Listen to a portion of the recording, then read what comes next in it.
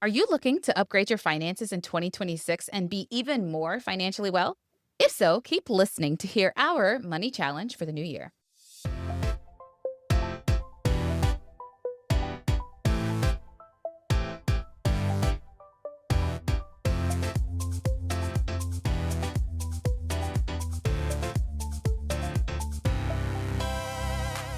Hello, and welcome to the Wealth Minded MD podcast with your money best friends. I'm Dr. Alicia Taylor. And I'm Dr. Brittany Halford. And of course, we're here to help you build wealth and make good money decisions so you can create the life you desire with more control over your time. If you've been looking for a financial planner who truly gets you, let me tell you about Bonafide Finance. Ben and his team at Bonafide Finance are like the primary care physicians for your finances. They take the time to understand your goals, meet with you regularly for financial checkups, and build real trust and rapport so your plan grows and adapts as your life changes. What really sets Ben apart is his expertise. He understands student loans for high-income earners, something most planners overlook. And he's a tax strategist, helping you invest your money in the most tax-efficient way possible. And the best part, Bonafide Finance operates on a flat fee model. So you always know exactly what you're paying. No commissions, no hidden costs, just honest financial guidance. Ben's approach isn't just about making your money grow, it's about making sure your wealth aligns with your life. So if you're looking for someone who can manage your investments, grow your wealth, file your taxes, and help you with your student loans, there's only one choice: Bonafide Finance. Book a consultation at bonafidefinance.com/wealthmindedmd or email hello@bonafidefinance.com and tell them we sent you. All right, Alicia, it's the new year. I am super excited to just hear a little bit about what's going on for you. Yeah, so as this will be posted, I will have done it already, but I am getting ready to actually cover a 10K race. So Ooh. there is a race each year that occurs, and it's called the Polar Opposite. Polar because it's cold outside, and opposite because each year, 4th of July in Atlanta, there's a big Peachtree Road race, and you run it from one starting point to the other. Well, at this time of the year, it's the exact same pathway, but you run the opposite way. And so that's why the race is called the Polar Opposite. But essentially, it is a 6-mile race, 6.2 miles to be exact. And I am the medical director for that race. And so I am sort of gearing up for it. So I am working with the paramedics team and the race coordinators and all of that to make sure we have an emergency action plan in case something unforeseen happens, make sure we have lots of volunteers and people on staff. I'm going to bring some of the residents with me that are interested in sports medicine. I was like, this would be a great opportunity for you to understand coverage of mass events and that sort of thing. So I'll sort of teach them some running pearls of wisdom and things to be aware of. That's the thing that I am gearing up for. Also trying to run more in 2026. One of my close friends was like, Leisha, let's do a 5K. So I'm actually going to run a 5K sometime in February, I believe. But yeah, that's what's going on in my life. Getting ready to cover a mass running event and also gonna start training again after the new year so that I can get in shape to run this 5K with my friend. You know what? I love to hear about people running. I did a couple of interviews this week and I say I'm a runner, but I'm not competitive in any sense. I just like to run for emotional wellness and physical wellness. And there's something about race day. So I'm glad that there's a medical director like you who's coordinating all the back stuff that I don't have to worry about, like that I'm going to have to do CPR on somebody on the sidelines. Like I'm glad that that is all covered. The emergency planning is covered so that you can just enjoy the people cheering you on. I really love the energy of race day. So I'm super excited for you. And I think that that's a really good goal. Maybe we could find a race to do together. Yeah, it'll have to be down south though, because what I'm not going to do is run in Boston. So, especially not in the winter time, girl. So we got to figure something out. But I agree with you. It would be fun to do a race together. Sometimes people have done these, I forget what they're called, but these like races with obstacles in the middle of them. Do you know what I'm talking about? Okay. So I've heard that those can be fun. There's also ones that are like mud related. And I'm like, I don't know about all that. No.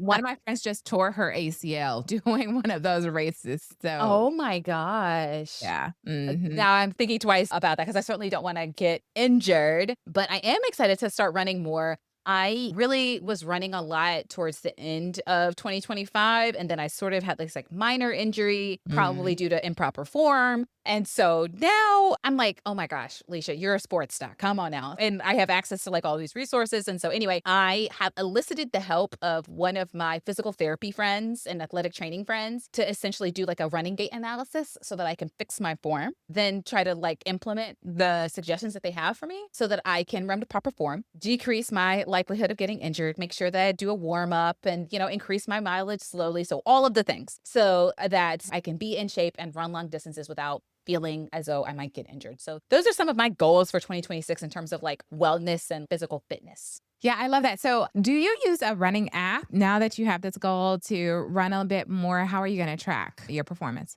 That is a great question. I was not planning to use the app, although I have used apps in the past. I remember when I was in college, I would look at like running magazines and they'd have these Mhm. different running plans if you're running like a 5K or a 10K. I might actually take a look at them. A part of it is a little bit of pride. I'm like, I'm a sports doc. I do this all the time. But then I'm like, okay, well, last time you tried to do it by yourself, you got injured. So maybe you should follow a plan. I might do that. I could also ask my athletic training and physical therapy friends. I mentioned, I think before, that I co manage professional runners. So there's a whole interdisciplinary team that is in charge of their running plans. And I could totally be like, hey, can you make me one? I have all these resources at my disposal that I have not taken advantage of. And I will challenge myself to do that this year. Love it. Love it. Yeah. I was just thinking about that because I remember when Nike app was big, I would use that with my friends and we could track each other's progress. It's Ooh, like, oh, I yeah. got to get out there because, X person just ran today. I can't let them beat me. And so if we're gonna do this, we can build in a little bit of competition to keep us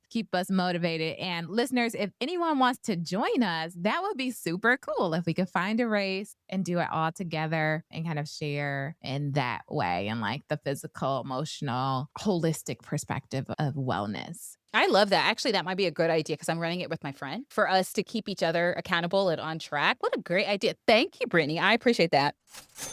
All right. So we've kind of talked about one of my sort of challenges for the new year is getting even more physically fit and staying consistent in my running. And we've got some money challenges for the new year, some things that I'm challenging myself with and I'm going to challenge our listeners with. And so I'm sort of ready to delve into that. Brittany, are you ready to hear kind of what my money challenges are? Yeah, let's do it. I might adopt all of these.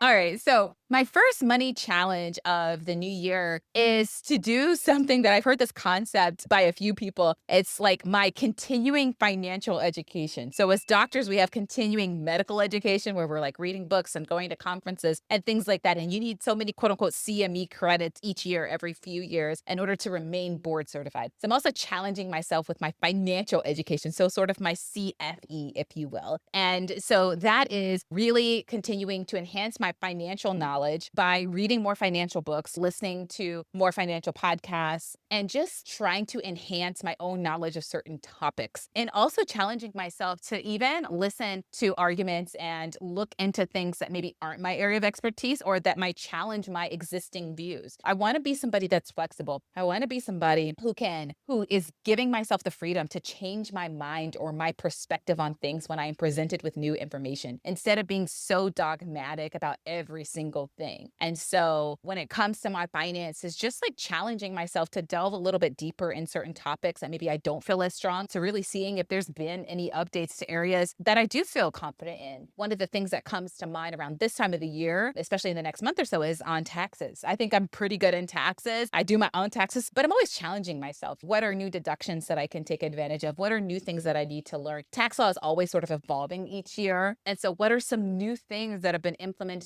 into the law this year that can really change how I do my finances? And so money challenge number one of the new year is to commit to continuing my financial education by reading more books and podcasts and really delving deep on a particular finance topic. I think that this is great and something that I can definitely do. So thank you for the challenge. Especially my goal is to read more. So pairing, coupling goals is a great way to be more efficient. This is also really helpful for us as we are just seeking learning more from our finances. And although we know a lot, there's always something more to learn or to just be reminded of, like, oh, I forgot about this thing that I had learned, or I'm actually not doing this thing as well as I could. And so I really appreciate that. And I'm going to figure out which book. Let me know if you have any recommendations. Also, as you were talking about this, I wondered if a conference or something like that could also kind of meet and fulfill this goal of continuing your financial education, because that's where I get most of my CME, my continuing medical education. And so, is there a conference or something that I could attend that a way I can sit with like minded people and share experiences and share tips? Having those direct conversations with like minded individuals have helped me to kind of reconceptualize some of the things that we are doing in our finances and present an alternative perspective. That's another thing that I'm thinking about. Great. You know, an author that I absolutely love, probably one of my favorite finance authors, is Morgan Housel. And most people know his book, The Psychology of Money. Is probably, if you have not read it, you should. It's full of stories. It's very easy read. Most people who don't like traditional finance books love that book. And he's actually written two more books, a book called Same as Ever and a book called The Art of Spending Money. And I highly, highly, highly recommend those two books. If you've not read Psychology of Money, that is like a staple. You got to get that book. He also has a book called Same as Ever, which I think is fantastic, and another book called The Art of Spending Money. And so if you are looking for good books that have great storytelling that can also teach you finance lessons that you will love reading, I highly recommend Morgan Housel and his books.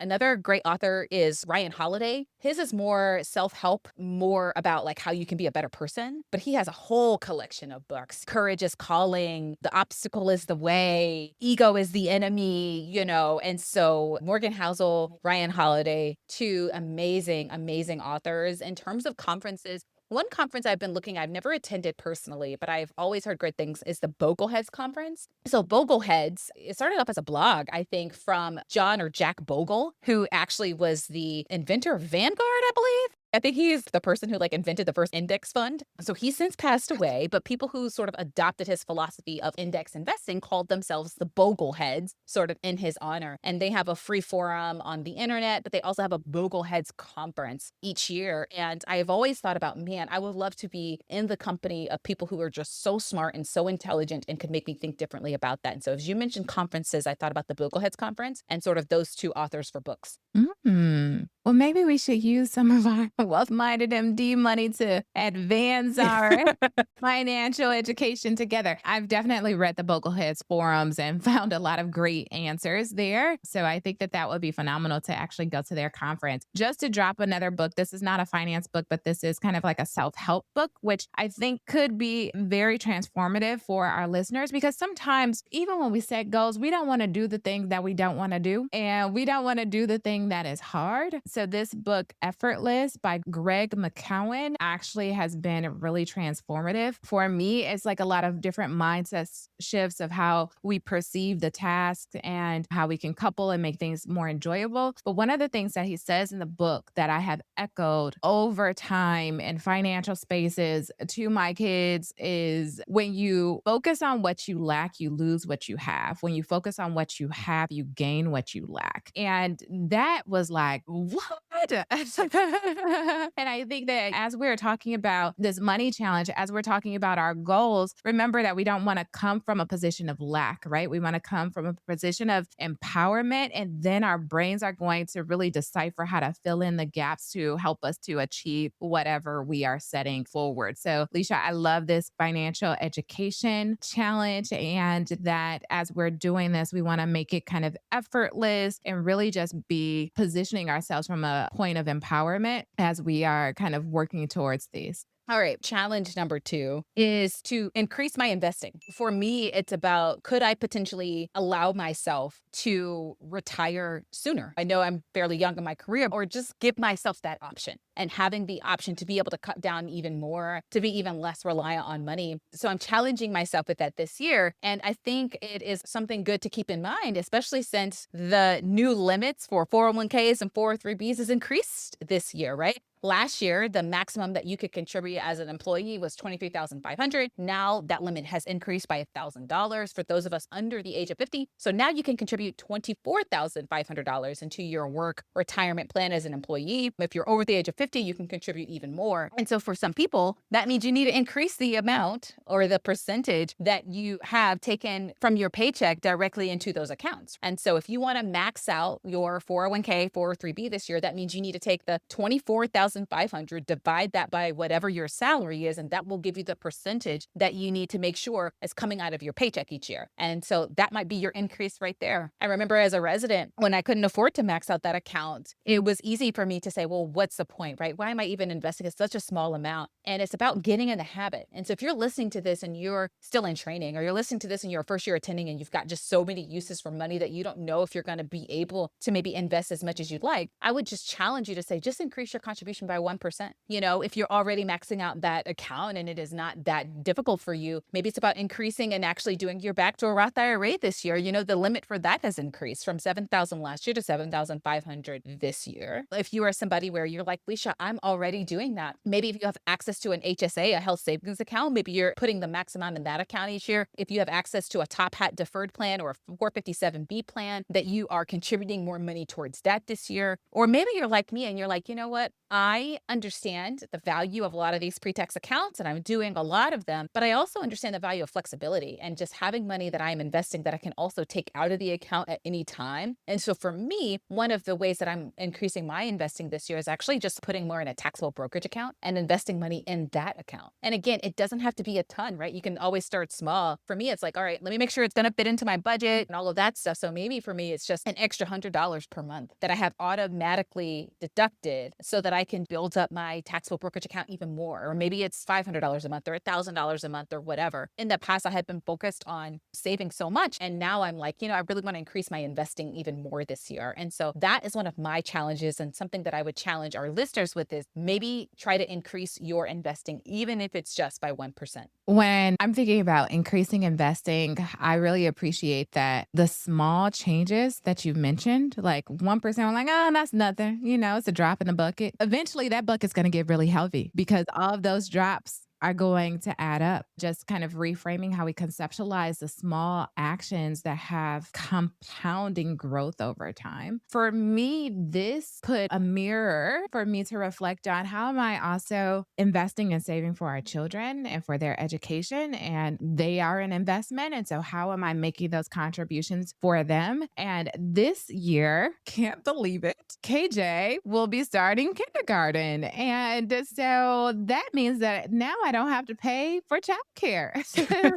So how can I use that money and reallocate it in a way that helps them to grow and increase our 529 contributions for both of them? That's kind of where I'm thinking, because we max out a lot of our retirement accounts. We're already doing the taxable brokerage. Definitely can add more to the taxable brokerage. But one of the areas that I think we could definitely increase is our 529 contributions for our children. Yeah, I like that. I don't have children, so that wasn't top of mind for me, but I totally get why it's top of mind for you in terms of college savings. And along those lines, it's also about, for me, how can I do that for my nieces and nephews? I've actually thought about this a lot, as like, should I contribute money to their 529 accounts? But then a part of me was like, their parents are also doing that. And so maybe I want to be able to give them cash or just help supplement some of the other costs of college, whether it is helping them buy their first car or helping them give them seed money. And if they have like a business idea, and just like really trying to think about, should I put that money in a 529 account? Should I just keep it in a taxable brokerage account under my name for now until I have a little bit more clarity about it? I have been thinking about investing for others as well, as you put it. And I think 529 accounts, if you've got kids, for sure, especially around this time of the year, and really thinking about, do I even get a state tax deduction for doing those sorts of things? And so I like your reminder that, hey, Leisha, doesn't just need to be pre-tax retirement accounts and taxable brokerage accounts. It may also be 529 college savings accounts and investing for that for your kids. So I love that. I love that.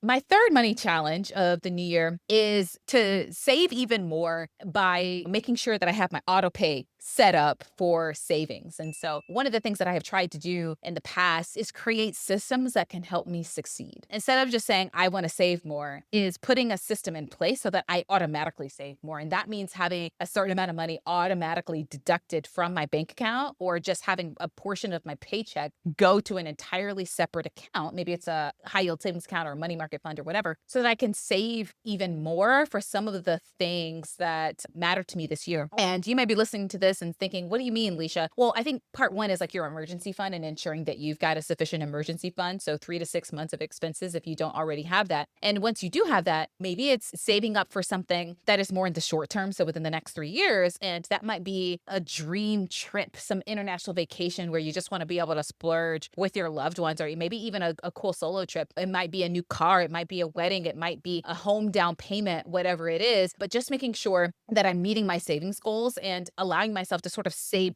up for a large purchase in advance. And so for me, it's increasing the amount that I have automatically deducted for savings. So it's not just a focus on investing, but also focus on savings and being able to purchase some of the bigger ticket items that really matter to me. And when you do this, when you automate, it is not just like you're creating the system. I think the system is key, but I guess sometimes what we fail to recognize is the system works when it works, and it isn't reliant on you remembering. It isn't relying on you feeling like you want to save. It just happens automatically. There's literature that shows that when you actually have it set up on automatic, you save more because now it is not this manual task that requires your time, your energy. And so I appreciate the challenge to automate our savings, to automate many other things. I mean, heck, you could automate the investments from the first challenge, right? And that way you definitely will invest more. And one of the things when I think about the new year and some of the increases that you talked about, increase in the 401k amount, increase in the Roth IRA amount, if you can automate that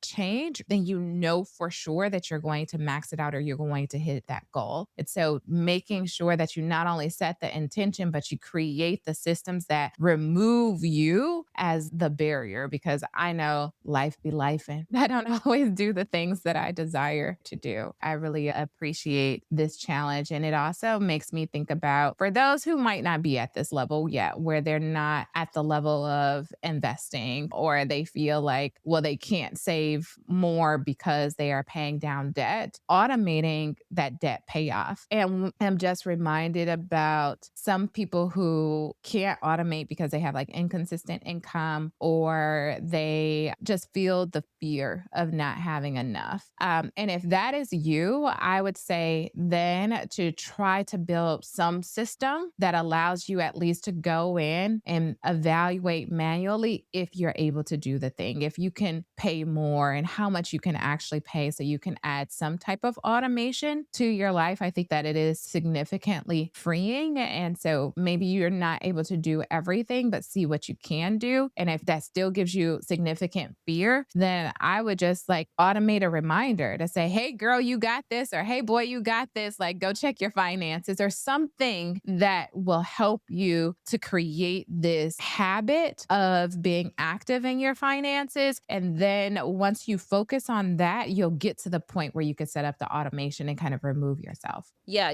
one of the ways that I do this is by realizing that I actually get 13 months of paychecks each year, right? If you're like me and you get paid every 2 weeks, then technically you get 26 paychecks throughout the year, which is 13 months of paychecks instead of just 12. And I know for people who have a mortgage, one of the things that a lot of financial advisors might say or suggest is like maybe with that 13th paycheck, you actually pay a little bit more in your mortgage so that you could pay your mortgage down a lot faster. Maybe that's one of the ways that you are increasing your overall net worth and decreasing your debt burden. So maybe it's not just about like saving cash, but maybe putting more money towards this particular asset to pay down the debt faster, essentially. And so, I think that that could be helpful as well. I didn't even think about debt pay down partly because most of my debt is just student loans that Lord willing, will be forgiven. So, but for those who maybe aren't in that position, where maybe you've got a mortgage, got credit card debt or whatever, maybe part of this for you is about just paying down that debt faster and thinking about what are some other ways that I could do this if I couldn't automate it. So if I can't automate it, maybe I just use part of one of my quote unquote extra paychecks in order to do that. And maybe I commit to spending or putting half of that extra paycheck in a savings account, or investing part of that paycheck, or using part of that paycheck to pay down debt instead of just buying more things with it, if you will. All right, Brittany, one of my other money challenges is to find new ways to give in meaningful ways. As someone who's Christian, I definitely tithe, and that's like giving 10% of what, is deposited into my bank account into my church. And I love that because my church does a lot of really cool things in the community and even nationwide and abroad. But I've also been trying to challenge myself to give to people locally where I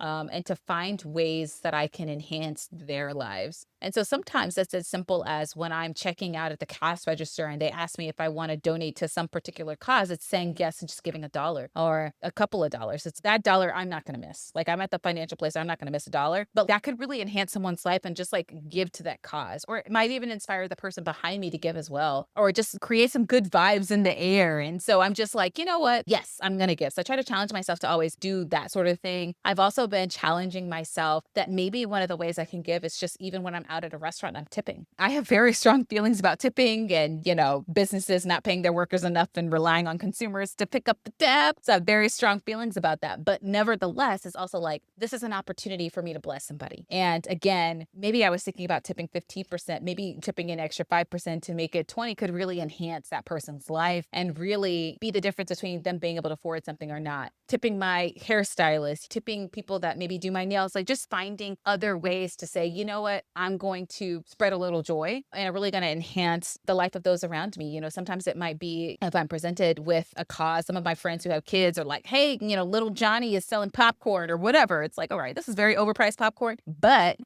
I believe in the cause. I want to support them. So I'm going to buy something. And so again, it's about finding opportunities and ways that I can give to other people around me instead of just waiting until the end of the year. This challenge helps us to support others in a way that I think creates greater value and a sense of richness that keeping all the money to ourselves does not generate. You had said it once, when you give money away, then that means you have more than what you need, right? And so just an acknowledgement that, oh, I actually have a little bit more than what I need. And so I can offer that. And when there's actually some literature that says when you give money away, it increases your happiness, it increases your joy that we get from our money. So I really appreciate this. And as you're talking about giving to a cause that matters, I am challenged to give that money earlier on because, like you said, I kind of wait until like the November, December, but let's plan that into the budget and let's give that money maybe in January or April after we pay our taxes. Make sure we got enough money to cover what the IRS needs so that the organizations that we're giving to can actually use that money throughout the year. And so I think that for me, that's my challenge. How can we support them a little bit earlier on? As far as our tithes, we give our tithes every month. And so maybe for some of the charitable organizations, that's what I should do. I should just split the donation, our annual donation up and give that throughout the year and kind of set that on automatic. So I love this idea. Thank you for raising this because it's generating some ideas over here of how I can do things better in 2026. Yeah, I remember when I didn't make as much as I do now, and I used to wonder, man, I would love to make more money. How can I make more money? And I think every time that I give money away, it just reminds me, like, yeah, maybe it would be nice to have more money, but Leisha, you still do have a lot more than other people. And there are people who would pray to be in your position. Heck, there was a time that you were praying to be in this position and Yes. to have the favor that you currently have. And so, although it might be nice to have more, think about those who have substantially less than you and how can I be a blessing to those other people instead of being so focused on myself. And so I Mhm. think it helps to make me less selfish. And it also feels good to be able to help people. Yeah. What could seem incidental to me, a few dollars, could be monumental for somebody else. And so just keeping that in mind, I think is really helpful for me personally and carving out extra money to do that. I've decided,